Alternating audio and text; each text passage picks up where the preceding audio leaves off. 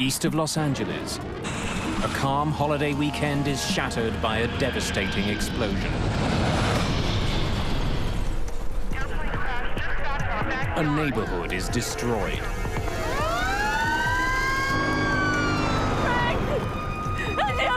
I turned and saw my house totally on fire. All the houses behind me were all on fire. Where are they? Where are they? Fiery wreckage is strewn for blocks. Investigators must discover why this airliner crashed and find a way to stop it from ever happening again.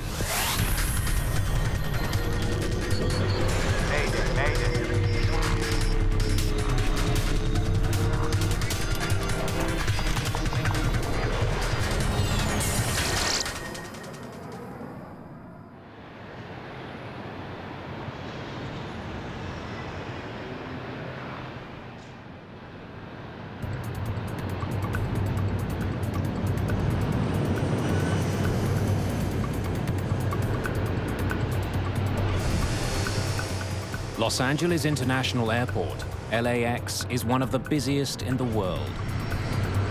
It's used by 40 million passengers each year. More than 1,500 planes take off and land every day.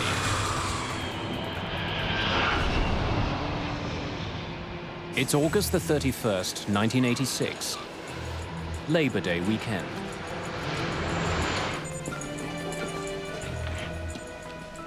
Today, a junior air traffic controller, Walter White, will be handling some of that traffic. Let's go. That was the big one. White isn't yet a fully fledged controller. He has to put in more time before he gets his final certification. Hey, Carl, how's it going? Hey, slow, slow, slow. It was a long weekend, and it was a beautiful day in Los Angeles. It was absolutely clear outside, which we call Chamber of Commerce type day. You want to take a break? Have a cigarette? I can sit in for you. That was my normal assigned shift, and Walter came in and asked me if I wanted a break, wanted to go smoke a cigarette, and I said, sure. All right. Traffic was light, it wasn't very busy, it was Sunday morning. Well, certainly, any controller is looking to get seasoning, if you will. 3 months, 4 months, that's a pretty new controller. Los Angeles Approach, good morning. I mean, it wasn't my turn for a break. Walter wanted to work the sector. As I remember correctly, he wanted to work it for some proficiency time. He hadn't worked it in a while. ACL 60, can you see the runway 25 left? Roger, LA Approach. Thank you. Reduce speed to 200, then descend and maintain 6,000. 200, descend and maintain 6,000. Thank you. Have a nice day. Several hundred kilometers to the south, passengers are boarding an Aeroméxico DC-9.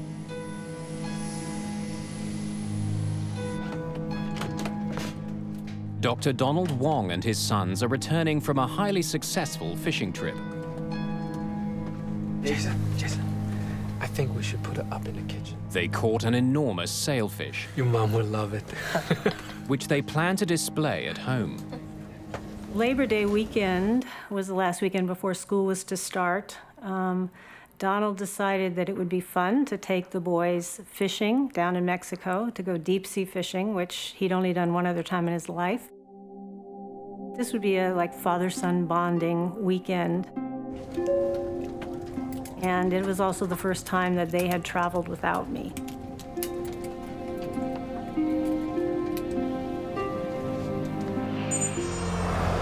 Just east of LA, the suburban city of Cerritos wakes up slowly. In the 1970s, this bustling community had been one of the fastest growing in Los Angeles County.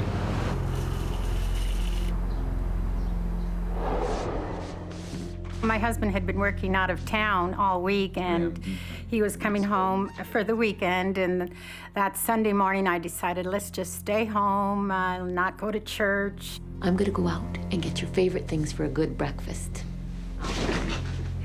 Javier, go and take a shower.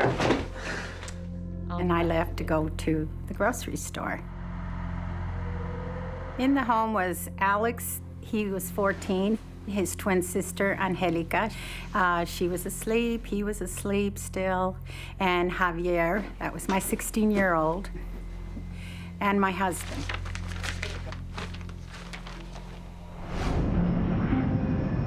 As Estrada leaves on her errand, Aeroméxico Flight 498 is just 20 minutes from LA. Captain Antonio Valdez-Prom is acting as co-pilot as they approach the city. First Officer Jose Valencia is piloting this leg of their journey. Ready when you are, Cap.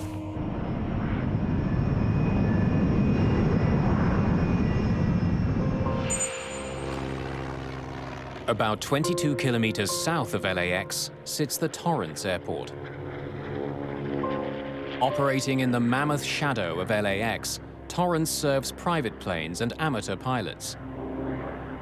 It's one of several small airports that operate near LA, a region that has over 6,000 weekend flyers. Fuel set. At the end of a busy summer, William Kramer, his daughter Caroline, and wife Kathleen are finally taking to the skies. Piper 4891. All clear for takeoff. Good morning, Piper 4891. This is Torrance Tower. You're clear for takeoff from runway 5. They're heading to Big Bear Lake, Rolling tower. about 200 kilometers northeast. A meticulous man, William Kramer is an executive for an engineering company. 6 years ago, at the age of 47, Kramer bought his first airplane, a stylish and swift Piper Cherokee.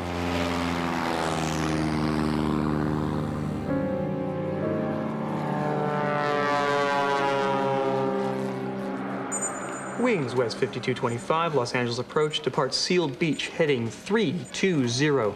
Expect a visual approach, runway 25 left. Report airport in sight. Thanks. Walter White's job as arrivals controller is to make sure incoming planes keep well clear of each other. He's directing them to land on one of two runways. Aerial approach, runway 25 left. Thank you. Southeast of LAX, the crew of Aeroméxico Flight 498 is still a few minutes from their first contact with Walter White. But in the skies above Los Angeles, a deadly series of events is about to unfold. Dozens of people who have never met will be bound together forever in a tragedy that will affect everyone who flies. Airspeed.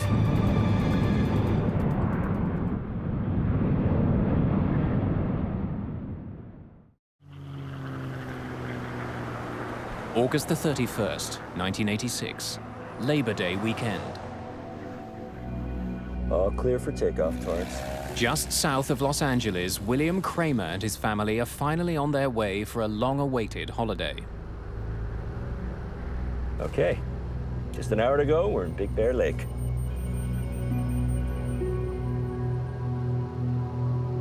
The reporting, visibility of 14 miles today. Pretty good. As the Torrance Airport recedes behind him, Kramer begins climbing to 3,000 meters on his way northeast to Big Bear Lake.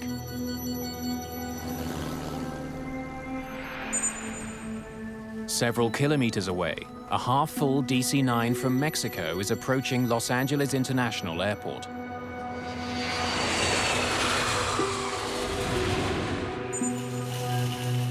Less than 2,000 meters below them, Teresa Estrada is driving home with the groceries for a holiday breakfast.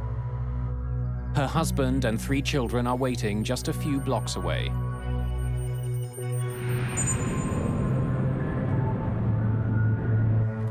That's it. Holiday's over.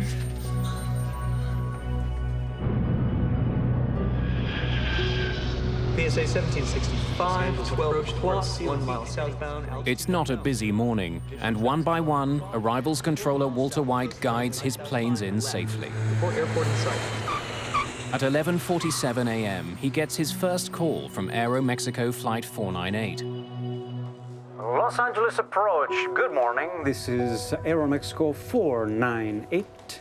Aeroméxico 498, Los Angeles approach, 25 left, final approach course. Do you have information? Aeroméxico Flight 498 is now officially inside what's known as the Terminal Control Area, or TCA. 25 left, final approach course. 25 left, final approach course. Do you have information? Aeroméxico Flight 498 is now officially inside what's known as the Terminal Control Area, or TCA. Sometimes referred to as the birdcage, the TCA is a complex piece of three-dimensional airspace around the airport. It's restricted airspace that's normally found around heavily congested airports or hub airports where the traffic density is extremely high and you need to control the access into and out of that airspace. Aeroméxico 498, traffic 10 o'clock, 1 mile northbound, altitude unknown. Roger, 498. Aeroméxico 498, reduce speed to 190, then descend and maintain 6,000. As the Aeroméxico plane descends, William Kramer and his family continue climbing.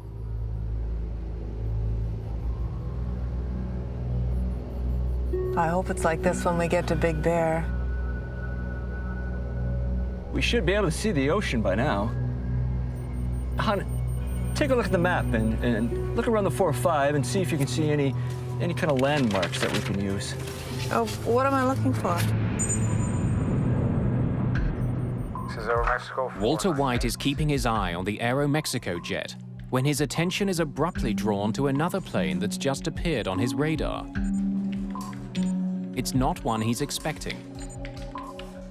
One approach, 66 Romeo is on a flight from Fullerton. Cruising altitude is 4,500. We'd like the following.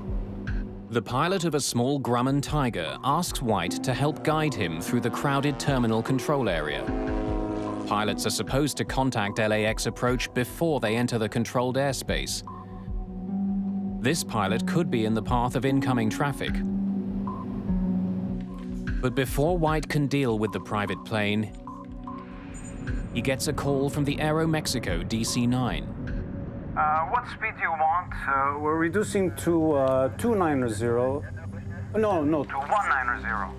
Okay, you can hold what you have, sir. White decides to give the Aeroméxico jet the runway closest to their gate. Change in plan, sir. Stand by. Roger, 498. With the DC-9 on hold, White turns to the intruder. Grumman 66 Romeo, squawk 4524. Remain clear of the TCA. White tells the pilot of the Grumman to use a unique radio channel. But he seems confused. 4, 5, what were the other two numbers? 4524. Grumman 66 Romeo, are you at 4,500 now? Negative, we're at 3,400 and climbing. Okay, you are right in the middle of the TCA, sir. Grumman 66 Romeo, I suggest in future you look at your TCA chart. You just had an aircraft pass right off your left above you at 5,000. And we run a lot of jets right through there at 3,500. Well, what do you suggest I do now?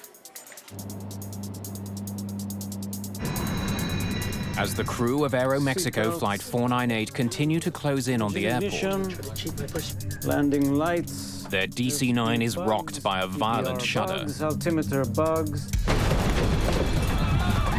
What was that? Aeroméxico 498, Los Angeles approach. First Officer Valencia tries desperately to control their dive.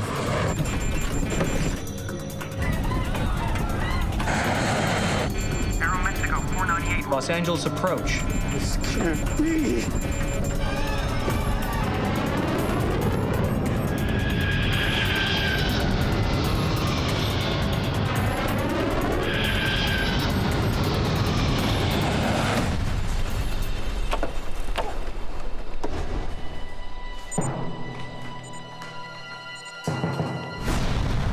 I saw a huge explosion, just the red, vibrant colors of a fire, just huge explosion, like the way a bomb might hit the ground. White is getting no response from the Aeroméxico jet. Aeroméxico 498, Los Angeles approach. And now he can't find it on his radar screen. I'm sitting there talking with the two departure controllers and not really thinking. I hear Walter say something like, I think I lost one. Aeroméxico 498, Los Angeles approach. That immediately got everybody's attention. So I looked at the radars and could hear him calling Aeroméxico 498. Called him several times on the radio. Where was Aeroméxico? At this point, we weren't absolutely sure what had happened. White calls to an incoming jet for help. American 333 Heavy. I want you to take a look around at 11 o'clock. I just lost contact with a DC-9. Let me know if you see anything down there, please. 11 o'clock, 5 miles. What altitude? He was last assigned 6. He's no longer on my radar scope, American 333 Heavy. Okay, I see a very large smoke screen off on the left side of the aircraft, about 11 o'clock.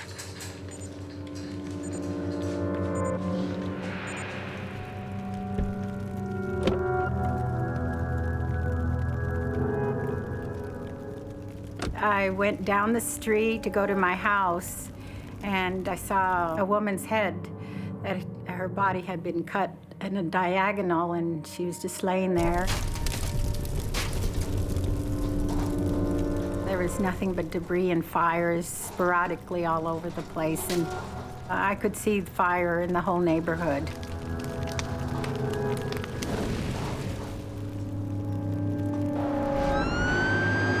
Nearby, an engine from a local fire station had been on a training exercise led by Fire Captain Larry Hambleton. All of a sudden, one of the firemen tapped me on the shoulder and said, "There's a big column of smoke, off to our left." So I picked up the mic and made a guess at the address.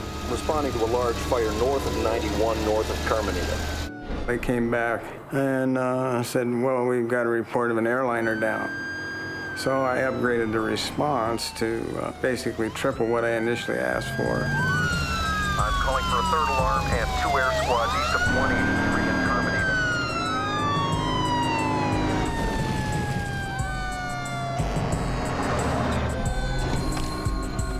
As we approached, I realized that in addition to the aircraft parts in the street, there were people, body parts, which changed the complexion of the whole thing.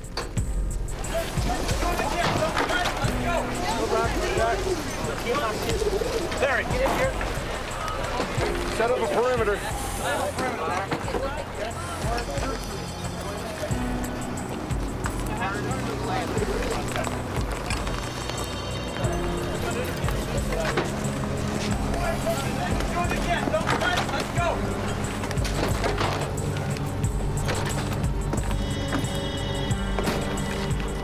Hello?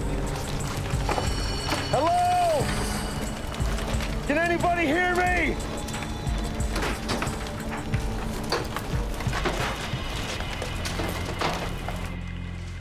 At Los Angeles approach, Walter White, deeply shaken by the crash, is relieved of duty.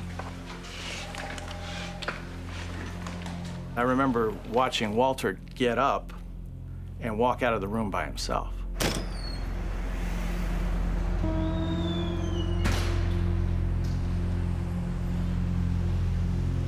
And, something inside of me was just, saying, this is not right, this is not right. Somebody's got to go with him. Tony, he can't go out alone. I could have been sitting there just as easy as him. And I don't know if I'd have done anything different than he did.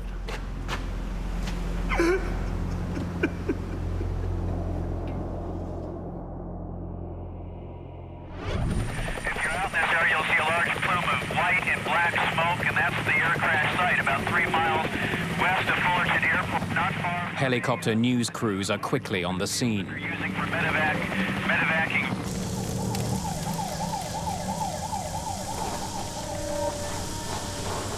There was a lot of fire in front of me, and my house was just totally on fire. Frank! Angelica! Javier! Angelica! And I saw my neighbor. Where are they? I said to her, "Rose, where's my family? What happened?" And she goes, "Oh, honey, your family's in here. They're over here. We're looking for you." And within myself, all I could do was thank God that they were safe and sound.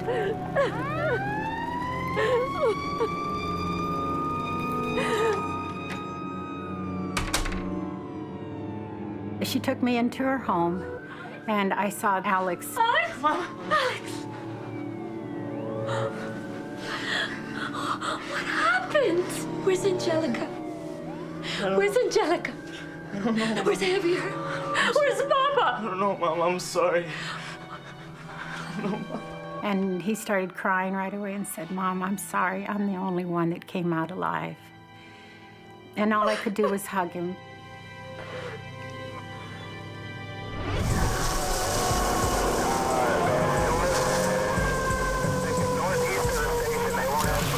Pieces of fuselage have torn through nearby homes, setting them on fire. The tail section of the jet has been catapulted more than a block from the crash site.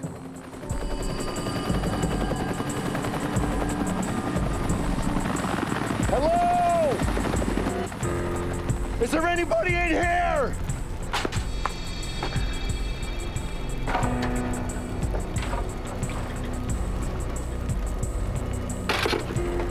As I surveyed the houses and the crash site around me, it was a very surreal experience to stand right there for probably 4 or 5 minutes before anybody else showed up and not see another living soul. I have got wreckage all over the place. There are no survivors, just fatalities. You know, I dealt with death on 1 or 2 or 3 people in a residential fire, but never a whole airliner full of people.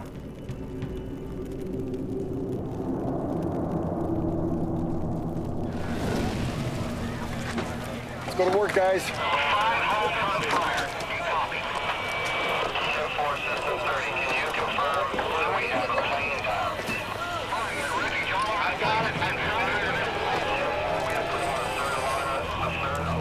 I don't think I ever saw a whole human being. I gave him the job of finding body parts and wrapping them or covering them with yellow rescue blankets. No matter where it was, ever so small or whatever, you know, a hand or a torso or a leg or whatever. That became life to us. It was treated with respect.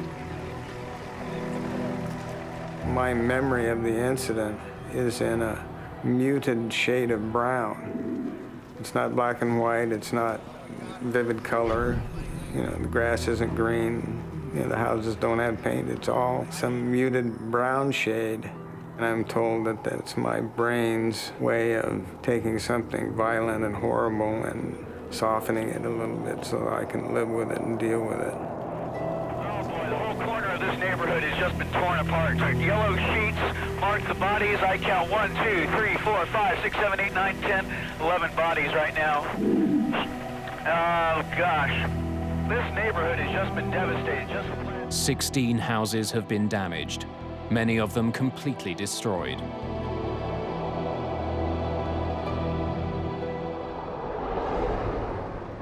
At Los Angeles International Airport, Mary Wong is waiting for her husband and 2 young sons. I went to the airport to pick them up around noon and waited in that area outside of customs and waited and probably, you know, you're thinking customs might take a little while, but about maybe 12:20 or 12:30, I started seeing a man walk around with a pack on his back with a green cross. We were taken up to a lounge upstairs, and on the elevator up, I looked at the man and I said, "They're dead." I said, "I just know they're gone." In Cerritos, emergency workers are shocked by another grisly discovery. In the playground of a local school, they find the wreckage of a Piper Cherokee Archer.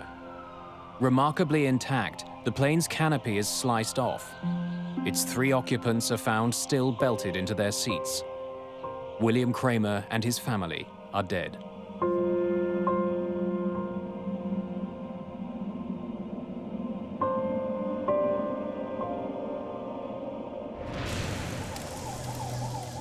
All the passengers and crew on Aeroméxico Flight 498 are also dead.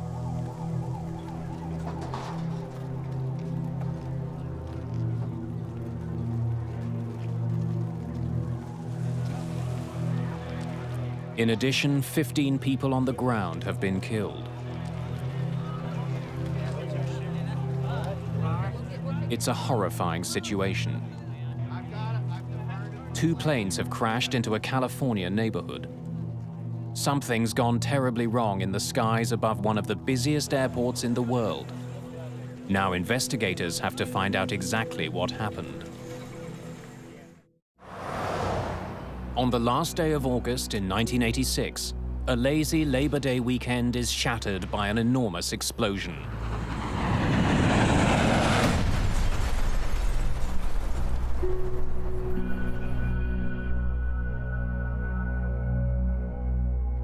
Two planes crash in LA County, destroying several houses.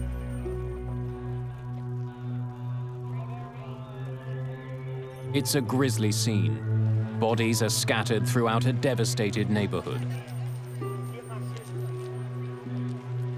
82 people are dead. 15 people on the ground have been killed.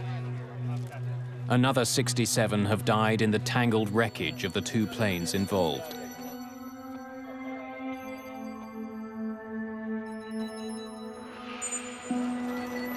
Investigators from the National Transportation Safety Board arrive that night. They include experts in human performance, flight systems, and air traffic control.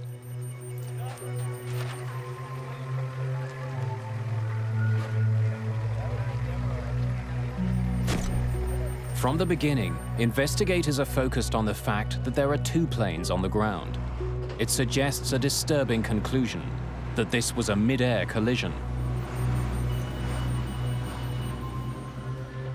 The idea that this had been a mid-air collision was already conveyed to us before we even launched out of Hangar 6 back when we got to word.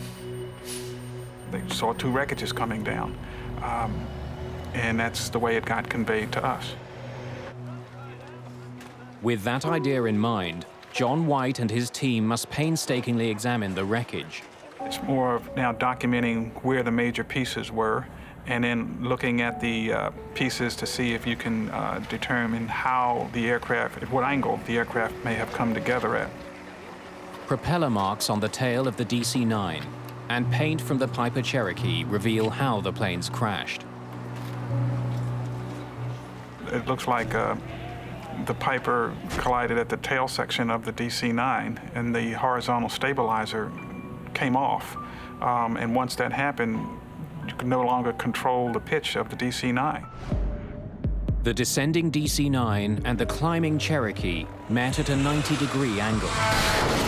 Their combined speed was 450 kilometers an hour. The impact tore off the airliner's tail section. Discovering how the planes collided is the first step. The more important question to be answered is why. To piece together the tragedy, investigators examine the DC-9's flight data recorder. It helps them pinpoint the exact location and altitude of Aeroméxico Flight 498. The DC-9 was inside the terminal control area, the controlled airspace of the Los Angeles airport. It was right where it was supposed to be. But the Kramer's Cherokee was also inside the TCA. With all of the jets taking off and landing at LAX, private planes must first get permission to enter this area. Piper 4891, all clear for takeoff, Torrance.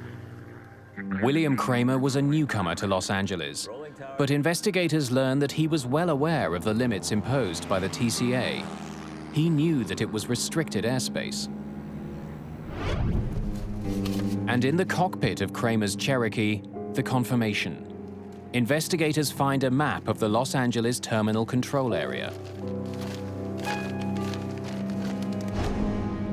Investigators make another puzzling discovery. They learn that the Kramer's proposed flight plan took them from Torrance to Long Beach, then up to Ontario, and finally to Big Bear Lake at a cruising altitude of 3,000 meters. That plan keeps him well out of the TCA.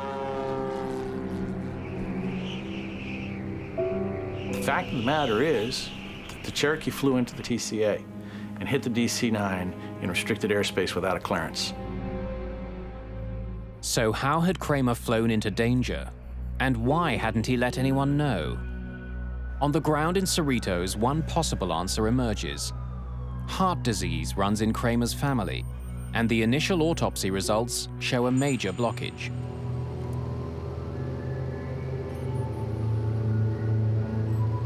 Are you all right, Bill? Yeah, I'm fine. Kramer may have suffered a heart attack on the flight, leaving the plane without a pilot.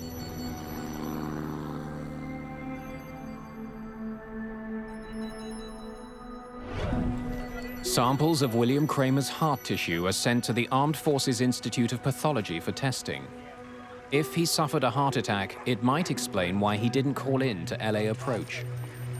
It's totally possible that he could have had the heart attack, fell back, pulled the airplane up, and that's why he didn't try and avoid the DC-9. But no matter why Kramer was flying in restricted airspace, Air Traffic Controller Walter White should have been able to see him. Kramer's plane should have appeared on White's radar. Before being questioned by investigators, White reviews the radio calls from that morning. He needs to be sure of what he said and what he saw. Richard Wentworth was one of the investigators who talked to White. At any time, did you see the Piper Cherokee on your scope? No. No, sir. The Piper's target was not displayed. It is my belief that it was not on my radar scope. He was positive that the aircraft was not there for him to see. NTSB investigators aren't satisfied with White's memory. While the radar data is being analyzed, news arrives from the Armed Forces Institute of Pathology about William Kramer's heart. Are you all right, Bill? Results from a detailed study of his body show that while he had advanced heart disease, William Kramer was not fighting a heart attack before the collision. Investigators must find another explanation for why the Kramer's flight went into the Los Angeles terminal control area. While he had submitted a flight plan, small planes like Kramer's Cherokee don't have sophisticated instruments. Like most private pilots, Kramer was navigating by landmarks like freeways. That meant keeping an eye both on the landscape below and the airspace around him. That's definitely the 405. Where is it again? Right there. John Andrews is an aviation expert who testified about the circumstances of the Cerritos disaster. The pilot of the Piper was navigating by visual landmarks, possibly attempting to follow parallel to a freeway, and that he had become confused about which freeway he should have been following. New to California, perhaps bewildered by the tangle of freeways below him, Kramer may have flown into the terminal control area without knowing it. There are no lines on the ground that says the TCA starts here and at this altitude. You have to look at a chart, you have to interpret that. Investigators are now confident they can explain why Kramer was inside the controlled airspace of the TCA. But when he finally gets a look at the air traffic control radar record, Richard Wentworth is convinced that Walter White should have been able to see the Piper.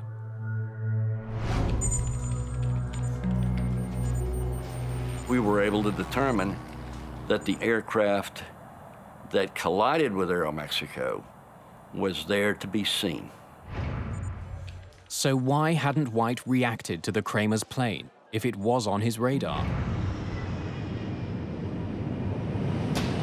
When Walter White came to work that day, the arrival station was being controlled by Carl Grundman. Hey, Carl, how's it going? Hey, slow. Grundman believes that long-standing radar problems were the reason White didn't see the Kramer's plane. I can sit in for you. Controllers have been complaining about the radars for a long time. Yours, buddy. All right, thanks a lot. Take care. We had reported problems with the radar not picking up targets several times. When radar signals strike a target, they bounce back to the receiver. But if buildings or mountains interrupt the radar, the return signal can disappear. You may lose one target. You may lose two targets.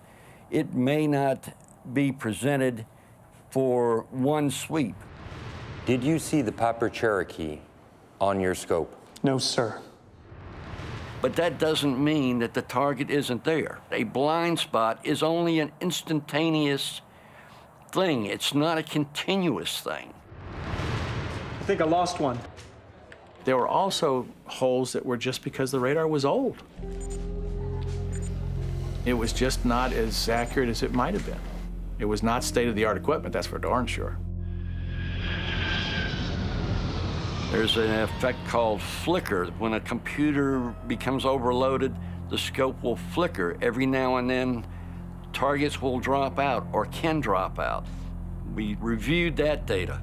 We had no evidence that there were any malfunctions of any systems in Los Angeles.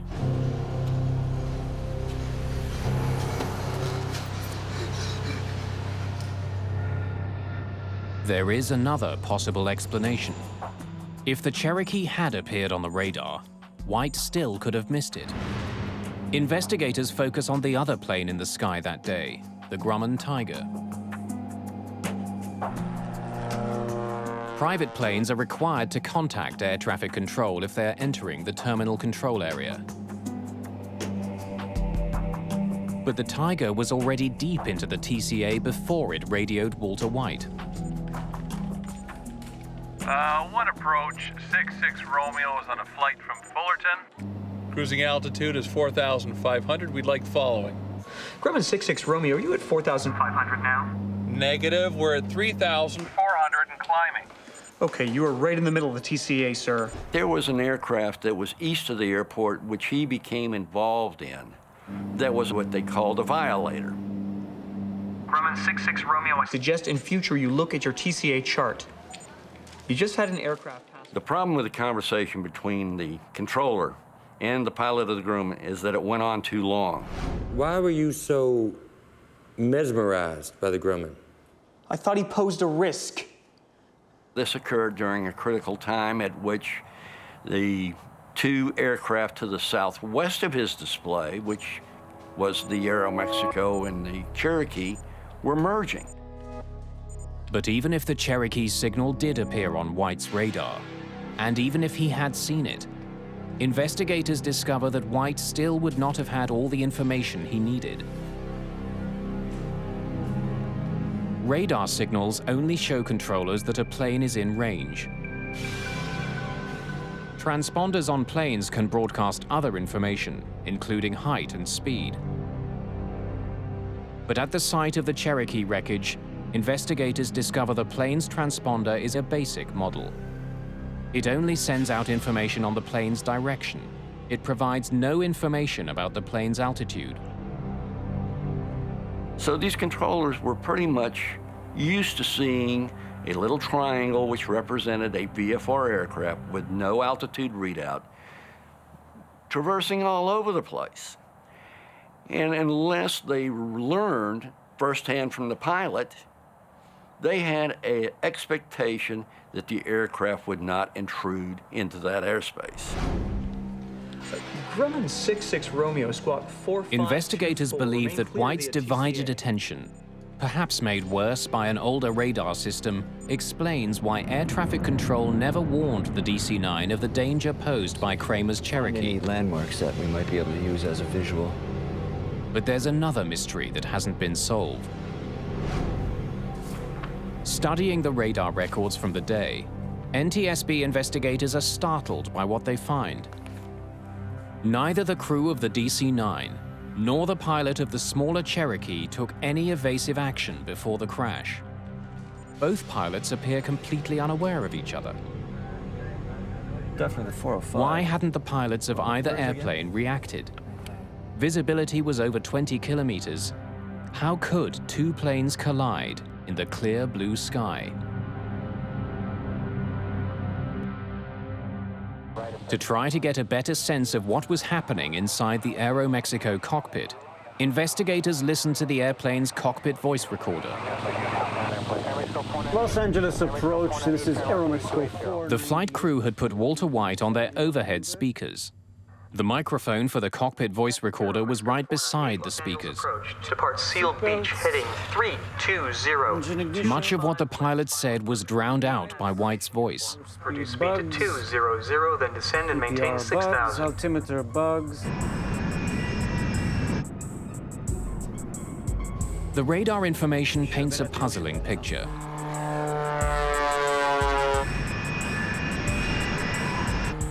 It indicates that for more than a minute, the Kramer's Cherokee was there to be seen by the Aeroméxico crew.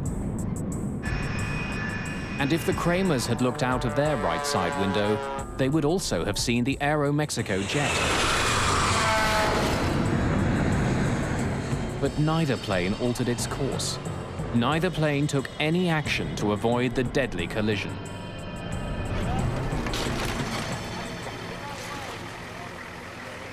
Investigators believe that if William Kramer was indeed lost and using the freeways as a guide, he might never have seen the approaching DC-9.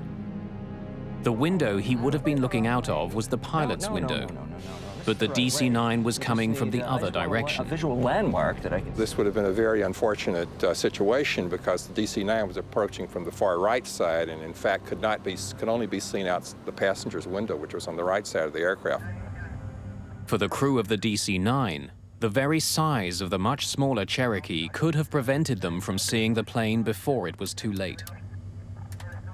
In some cases, when the small aircraft is closing very rapidly, by the time the aircraft becomes large enough for you to easily see it, it's almost too late to avoid the collision. The FAA generally has taken sort of as a rule of thumb that you need about 12 seconds in order to see an aircraft, decide that it's a threat, and then execute an avoidance maneuver. In the case of the collision at Cerritos, by the time the aircraft became large enough to see, you were down very close to that 12-second limit. In case after case of mid-air collisions, we find out that the aircraft gave no indication that they saw each other until the time they actually collided. The design of the cockpit windshield may also have contributed to the disaster. Hey, Maria. Everything okay? It's possible that during part of the approach, at least for one of the pilots, the aircraft was actually behind the center post, and unless the pilot moved his head back and forth to clear that airspace, unless he had a reason to do that, it's possible the aircraft was obscured during part of the time in which he might have had a chance of seeing the other aircraft. Ignition. The disaster over Cerritos revealed several tragic weaknesses in the air traffic control system. One of the most glaring was that pilots could not be relied on to see and avoid each other. They'd need new technology to keep a mid-air collision from happening again.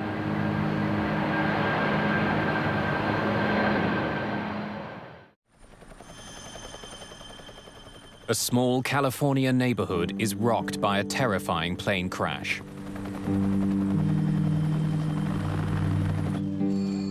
82 people are killed when a private plane slams into a large passenger jet.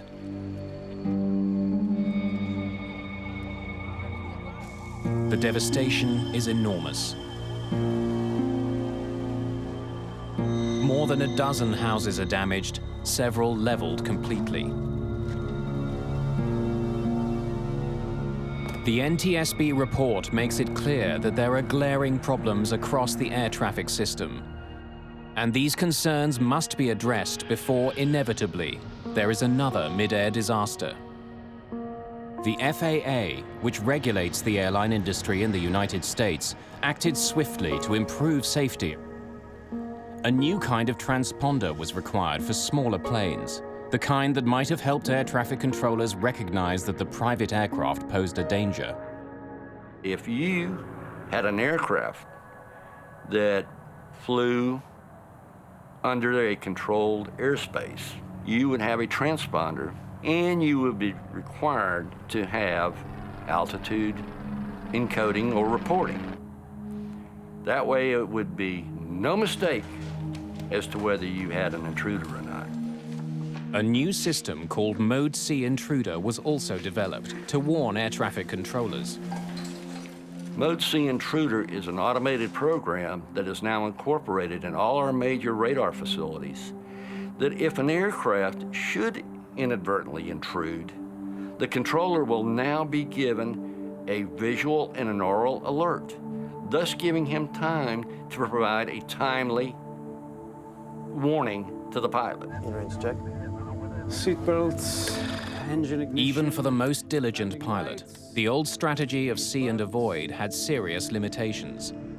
Those limitations would be addressed with the most important innovation of all. The major technological innovation that came out of the Cerritos Mid-Air was the congressional mandate that all air carrier aircraft operating within the United States would be outfitted with TCAS, Traffic Collision and Avoidance System.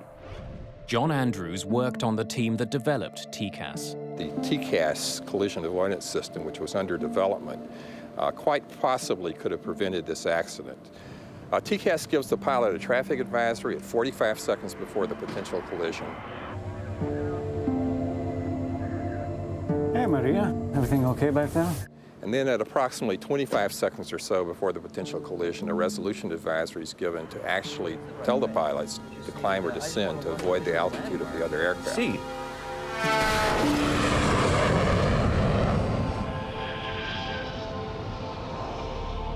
Today, commercial airlines around the world use TCAS.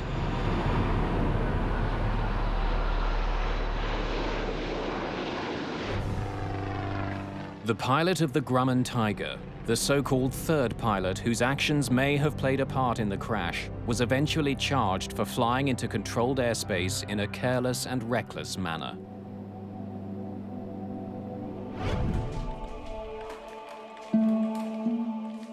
For Walter White, the effect of the disaster over Cerritos could not be overcome.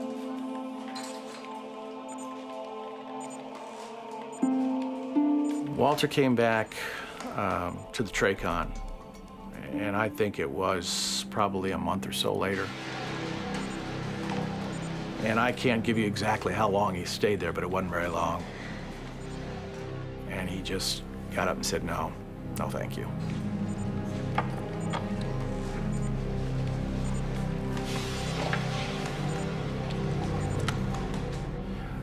And as far as I know, he didn't talk to airplanes again.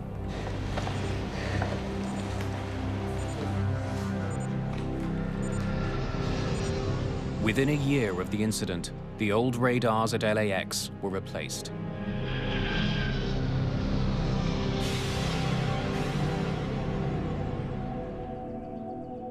In Cerritos, a memorial garden now marks the day of the disaster. Mary Wong has since remarried, but the pain of returning home that day will never go away.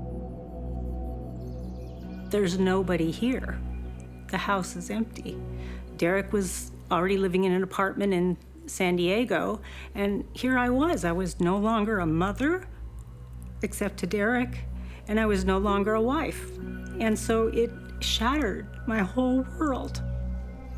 Days after the disaster, Mary Wong met one of the few people who could fully understand her loss. I went to the memorial service, and it was very important to me to try to meet somebody else who had gone through this. And I knew from reading stories that Teresa had lost her husband and 2 children. And so I saw someone there who I thought was Teresa. She says, "Are you Teresa Estrada?" And I said, "Yes, I am." She says, "Well, my name is Mary Wong." And she says, I said, "I lost my husband and children also." I just wanted to grab her and hug her because she was feeling what I was feeling. So we had an immediate connection, and we've maintained our friendship over these 20 years. Everyone who flies today has been affected by the mid-air collision over Cerritos. The disaster led to historic improvements in aviation safety. Since the full adoption of the TCAS system, there has not been another mid-air collision in the United States.